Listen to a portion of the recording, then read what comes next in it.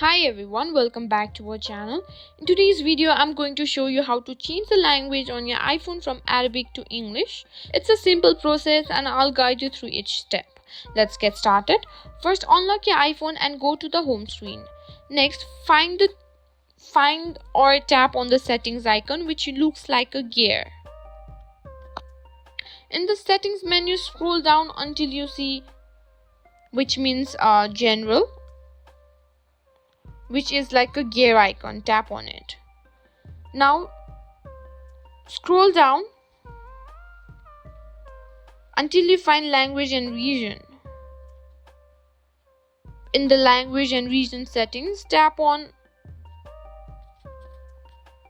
preferred languages. Here you can see add language. Tap on it.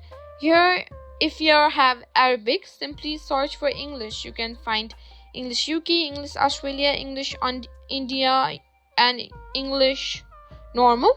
So I've already downloaded English and my iPhone's language is also English. So simply add language, and after selecting English, your phone will now restart to apply the new language setting. This might take a few seconds, and that's it.